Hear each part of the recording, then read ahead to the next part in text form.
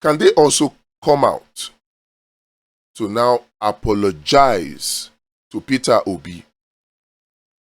Can they do that? The video went viral where Peter Obi was serving food to poor people. And what did the Tinubu boys do? They went to market, and in an attempt to demarket Peter Obi, they called him all manner of names. They said he was chasing clout. All manner of names. In fact, the one that pained me the most is videos that were done by fellow Igbos criticizing Peter Obi for chasing clout, for helping people, for doing good. You know, the Bible says, woe to them that call evil good and good evil. The Bible actually says that. But they went to market to call a dog a bad name so they can hang him, to give Peter Obi a bad name that is not his. And so they said he was chasing clout. Now, it so turns out that the information has now been released that Peter Obi was not even the only person who was in that program serving food to the poor.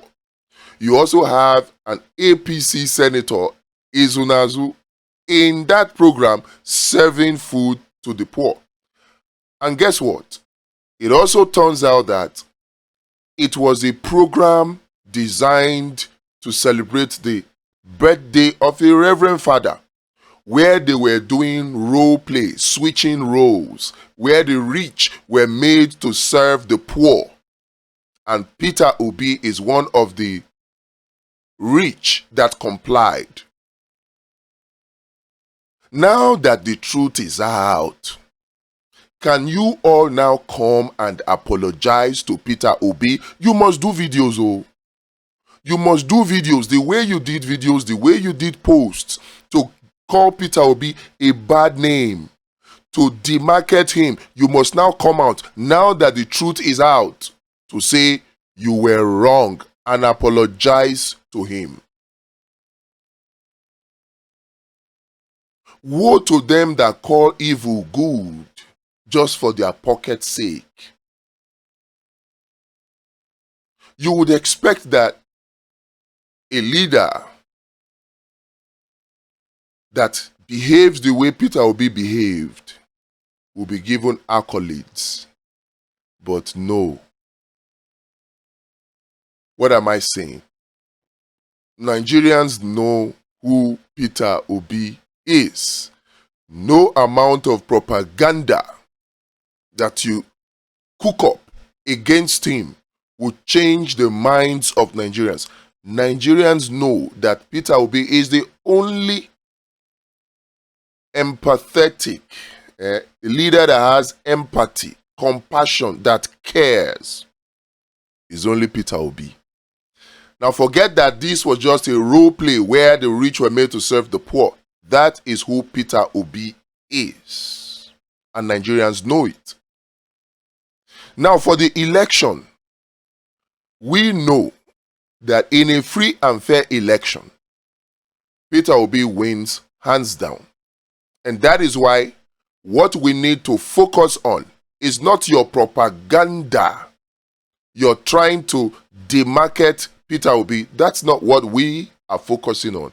We are focusing on ensuring that there is free and fair elections in 2027. Free and fair elections.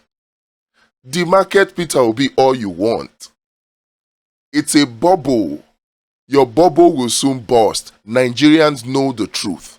The only way you get away with your propaganda is when Tinubu rigs the election in 2027. We are not afraid that he's going to rig. We are not in doubt that he's going to rig. We are very certain that he will rig. But you know what? We are ready for the attempt because we have mechanisms that will make sure that such rigging attempts fail in 2027. That's the only option. So right now, we will tell you apologize to Peter Obi, even though we know you will not apologize. But this is just to clear the air for Nigerians that their God-sent leader has been vindicated once again. Peter Obi has been vindicated. Now, even if it was not a role play, what Peter Obi did is who he is. But it turns out it was a role play. And it turns out it was not only Peter Obi at that event. Now, after all the smear campaign, all the campaign of calumny, all the false propaganda against him, can they now come out and apologize and do a correction video? They won't. But do Nigerians know the truth? Nigerians know the truth. Will Nigerians act on the truth in 2027? Yes, they will. Every attempt to stop the voice of Nigerians in 2027 will be resisted legally, spiritually, physically, traditionally, ordinarily that you can have by the special grace of God. This brings me to the issue of Kenneth Okonkwo. Can Kenneth Okonkwo also now come out and explain to Nigerians why he said that the only way Tinubu can be defeated is if you back a northern candidate? Let us fact check Kenneth Okonkwo. Let us fact check him. He said the only way that Tinubu can be defeated and removed from office legitimately is if a northern candidate contests with Tinubu in 2027. And he gave all manner of analogy. And you know the way Kenneth Okonkwo is passionate. You would almost think that he was telling the truth. But was he? Let us fact check him. Is it true that the reason why Buhari won or defeated Goodluck Jonathan in 2015 is because Goodluck Jonathan was a southern candidate and Tinubu was a northern candidate? Is that why? Is it true that the only way to defeat Tinubu is if you present a northern candidate because Tinubu today in 2025 is from the south? Think about it.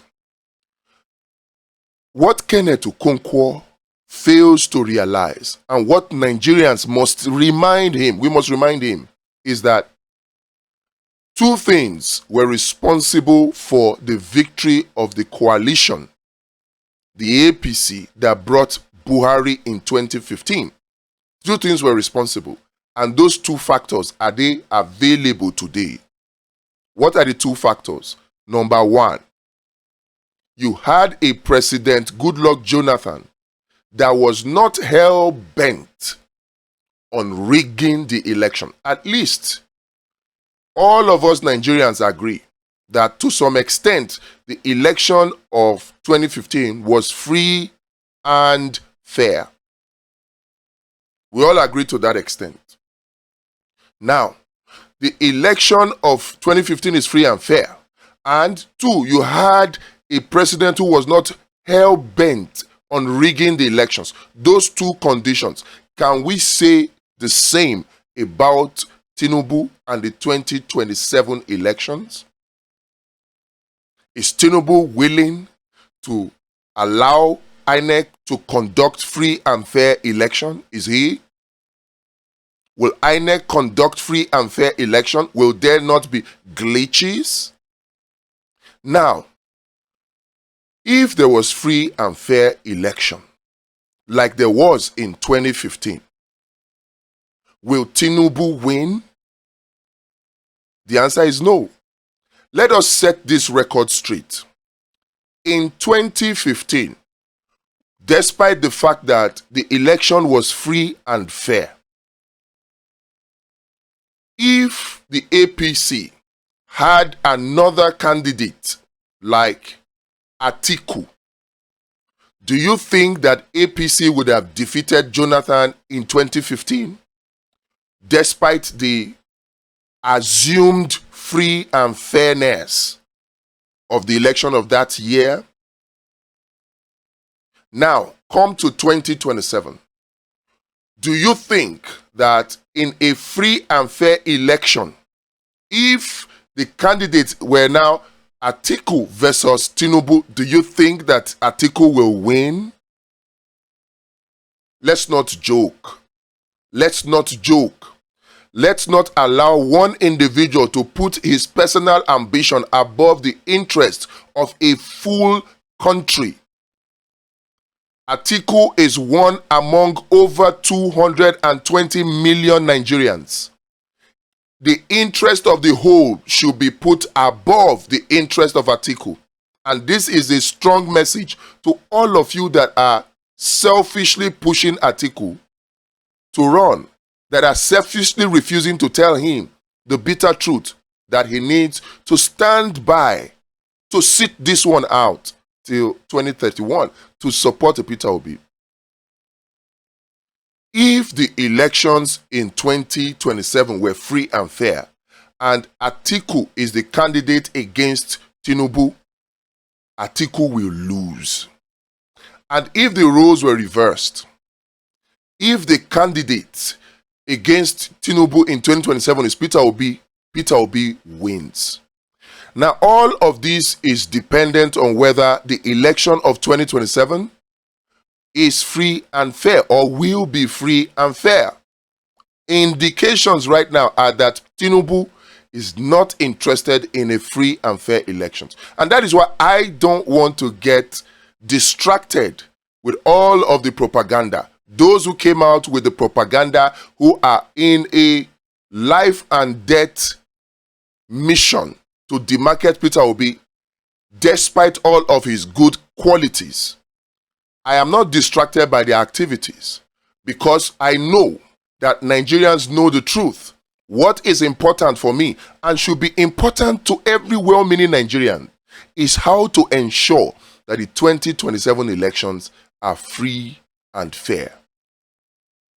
The only way Tinubu is defeated is if, number one, Peter Obi is the candidate of the coalition against Tinubu and the APC, and two, we have free and fair elections. The first one will leave to the coalition and the APC. Let's sit and wait and watch and see how things turn out.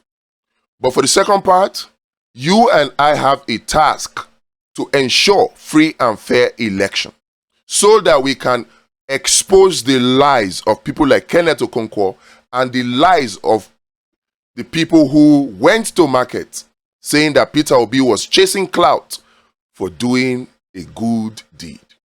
We must ensure free and fair elections. Now, what can we do in this regard? We need the technology, we need the people to come up with a complete and total rigging-proof solution. The technology is Vote Vision, Election Watch. That's the technology. What about the people? Polling unit marshals. How many do we need? 600,000 volunteers across the length and breadth of Nigeria.